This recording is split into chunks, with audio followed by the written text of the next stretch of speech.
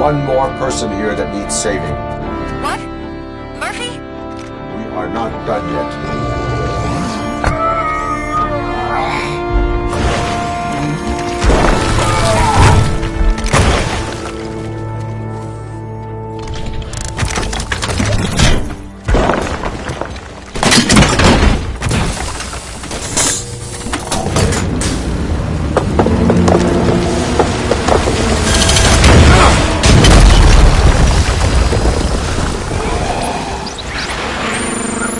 Thank you.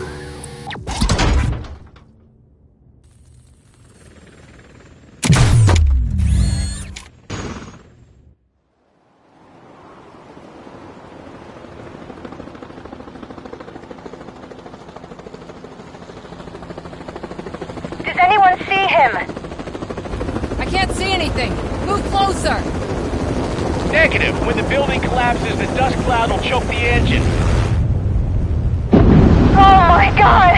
Murphy! No! No! No!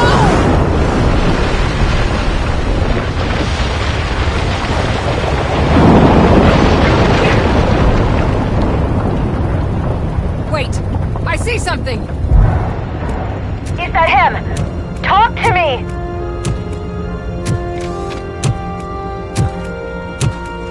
It is me, Willis. It has always been me.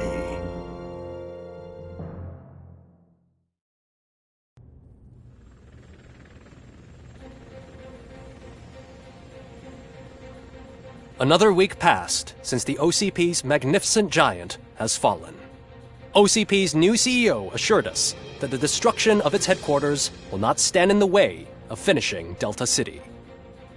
Japanese corporation Kanemitsu has already shown interest in OCP's most prominent project. We at Media Break welcome them with open arms. Delta City, yokoso! From the City of Wonders, we're back to Detroit. John Mills goes down in the history of the city as its shortest-serving mayor, excluding premature death. He offered his resignation on his very first day of office. According to a reliable source, Mills expressed, and I quote, "I did not sign up to run this dump." Are the new elections ahead of us, and has the city recovered after the previous ones? Now it's time to introduce a new segment, You the Detroiters, where we share feel-good stories from our local communities. Disgraced Senator Farrell took hostages at the local theater and called for his reinstatement. However, a former vagrant and the theater's newest employee managed to defuse the situation. When asked why he decided to risk his life, Pickles, a European cinema connoisseur, said that it was simply disrespectful to interrupt the screening. Let's just hope Pickles does not influence the theater's movie selection. Next up, Sunblock 5000 model nearly torn to pieces by an ED 209 after not adhering to the 209's instructions. The dispute over a parking space could have turned deadly if it wasn't for Dr. Olivia Blanche, a seasoned psychologist who managed to keep a cool head during the 209's intervention. Dr. Blanche's new book, Coping with Loss, is said to be of value to both people and machines alike. A defamed reporter funded by terrorists after trying to illegally broadcast a hit piece aimed at OCP, Samantha Ortiz has been spotted collaborating with a terrorist group led by a woman known in the underworld as Bertha. OCP denied. We're sorry for the disturbance. Fortunately, this time it was a minor one. Let's move on. A new world record has been set in Detroit. A man called Funeral Bob attended his 1,000th funeral this year.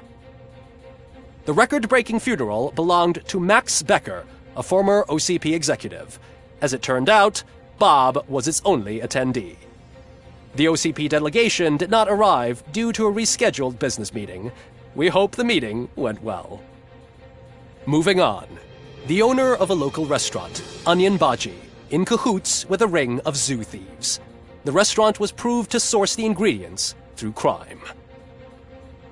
The arrest was made by a rookie neighborhood cop, Ulysses Washington, and according to his statement, it wasn't the first animal he had saved. one question still remains unanswered. What happens to Robo-Cop's human status? We've been informed that due to Mayor Mills's resignation, the matter will not be pursued by his office. Robo-Cop's efforts have prompted a public conversation. I hope OCP doesn't take him off the street. Who will protect us then? Ah! It's Robo-Cop! Robo, I love you! Caissier, Reaper, Skeleton, Speaker, Pure Pandemonium. To many more years on the force, Robo-Cop. It's been a busy time for Detroit, but the cloud that lowers over the city is lifting as police end their strike. We're ready to serve, said Officer Ann Lewis, who returned to duty despite her recent injury.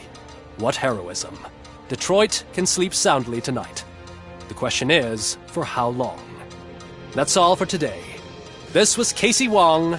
Until next time.